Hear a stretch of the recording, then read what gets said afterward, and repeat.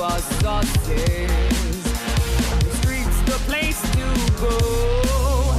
Tonight for the first time, just about 10:30.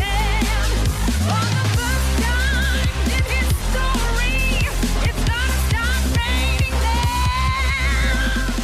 It's raining men. Hallelujah. Bonjour et bienvenue chez Sims. Aujourd'hui, je vous montre comment remplacer ou installer une nouvelle carte graphique dans votre ordinateur. It's raining men.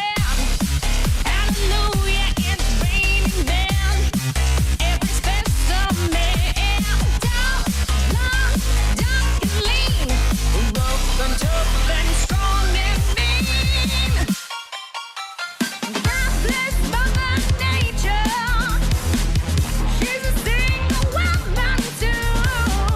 She took over heaven, and she did what she had to do.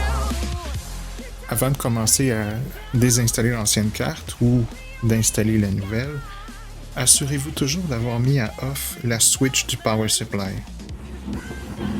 Simple mesure de sécurité. Je vais commencer par débrancher le câble qui relie la carte au power supply. Puis ensuite, je vais retirer les vis qui la retiennent en place. À part avoir besoin d'un petit nettoyage, cet ordinateur-là fonctionne encore très bien. Normalement, après 2 ans, on serait censé retirer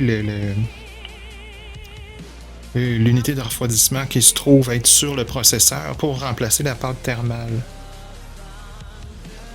Donc, dans mon cas, ça se trouve à être une unité qui refroidit à l'eau.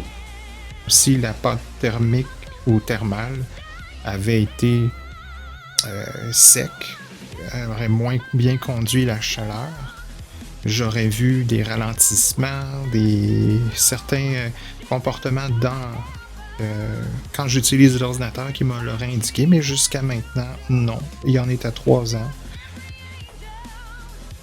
Je vais maintenant retirer la carte, puis mettre l'autre à sa place. Faites toujours attention de ne jamais tirer directement sur la carte. Normalement, il y a un petit bouton à peser dessus vers le bas ici, à peu près au tiers de la longueur. Vous appuyez dessus comme il faut. Normalement, la carte devrait sortir. Donc, vous voyez, ça se fait sans difficulté. Donc, voilà la nouvelle carte.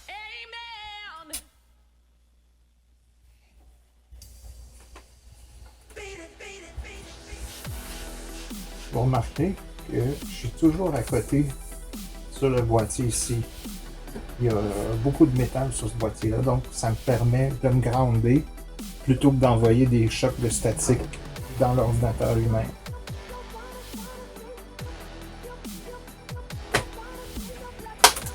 Voilà. On pousse jusqu'au clic. On va rebrancher le fil.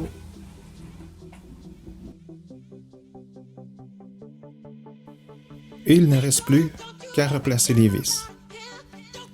Pour ceux qui feraient le choix de ne pas le faire, donc certains ne les remettent pas. J'avoue, ça fonctionne quand même. Sauf que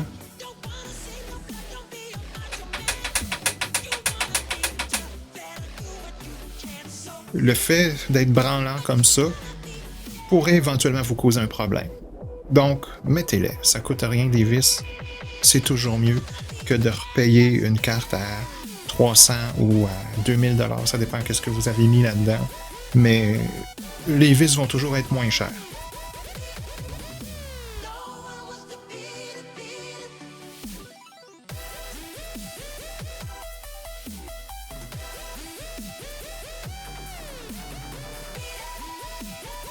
C'est sûr qu'il va toujours avoir un peu de mouvement dans ce sens-là, parce que c'est retenu par du plastique. Mais au moins ça branle plus autant. Pour les extrêmes, il y en a qui mettent des supports ici, qui vont faire comme un pied avec le bas du boîtier pour l'empêcher. Mais ça, c'est vraiment... tout dépend justement, vous dans une zone où il y a des tremblements de terre ou pas. Ça, c'est à vous de décider. Donc, on va refermer ça. Puis, c'est ce qui met fin à cette réparation, slash... ici, moi, c'est plutôt une upgrade, parce que l'ancienne carte fonctionne toujours. Elle va me servir éventuellement, soit dans un autre projet, ou comme pièce de remplacement au cas où. Voilà qui met fin à cette vidéo. Merci d'avoir été là, et sur ce, je vous dis à la prochaine.